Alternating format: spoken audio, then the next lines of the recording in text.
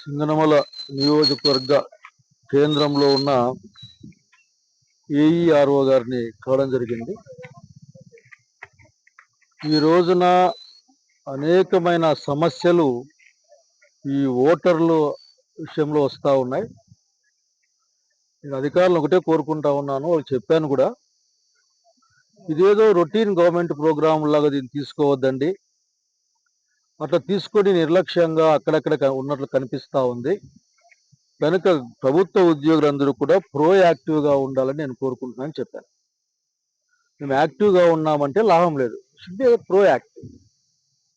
గ్రామాలకు వెళ్ళాలి, జనంతో మాట్లాడాలి, వాళ్ళకు ఓటు సెక్యూర్ చేయాలి. తద్వారా మాత్రమే కాన్స్టిట్యూషనల్ ఆబ్లిగేషన్, ఇది కాన్స్టిట్యూషన్ని మనం గౌరవించిన వాళ్ళు అవుతాం. అట్లాగే కొన్ని చోట్ల సర్టిఫికేట్ లేకపోతే డెత్ సర్టిఫికేట్ ఇవ్వాల్సిన బాధ్యత పంచాయతీ ఆఫీస్, ఇది పంచాయతీ బాధ్యత. అట్లాగే అవసరమైన దగ్గర క్యాస్ట్ సర్టిఫికెట్, ఇన్కమ్ సర్టిఫికెట్లో ఇస్తామని కూడా చెప్తా ఉన్నారు. మరింత యాక్టివ్గా ఇవ్వబడి ముందే ప్రిపేర్ చేసుకుని టైం రోజు రోజు గడిచిపోతూ ఉంటుంది.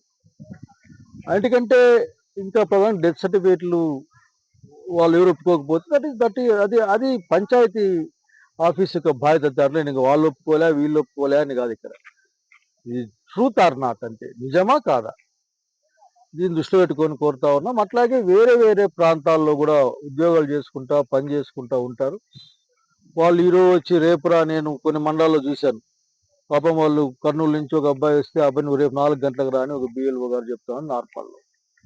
అట్లా సాధ్యం కాదు. 1 గంట 2 గంటలు ఎక్స్ట్రా అయినా పని చేయాల్సిందే. పని చేసి ఈ కార్యక్రమం పూర్తి చేయమని నేను సవినయంగా రిక్వెస్ట్ చేస్తా ఉన్నా గవర్నమెంట్ అఫీషియల్స్ని.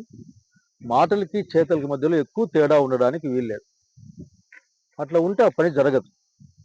అట్లాగే గ్రామానికి వెళ్తా ఉన్నామని ఆఫీసర్లు చెప్తారు, ఇది అప్రిషియబుల్, ఐ అప్రిషియేటింగ్ దట్.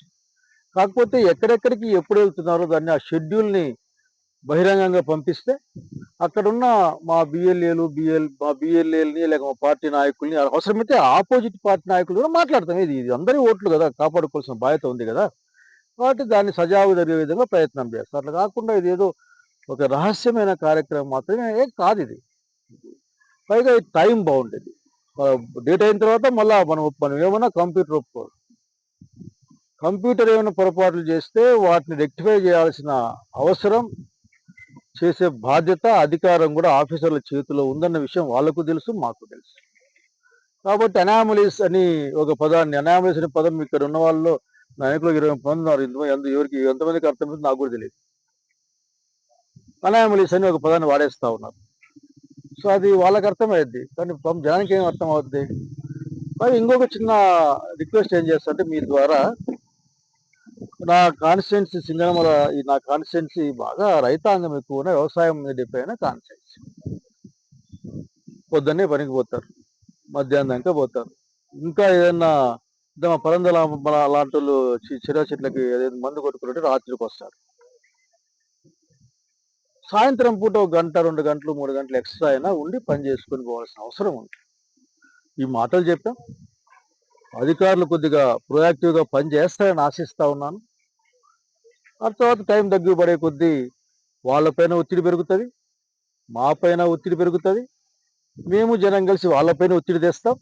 కనుక టైం ఉన్నప్పుడే సజావుగా పూర్తి చేయమని, అందరి ఓటు హక్కును, అర్హత ఉన్న ప్రతి ఒక్క ఓటు హక్కును కాపాడమని నేను రిక్వెస్ట్ చేస్తా ఉన్నాను. నమస్కారం.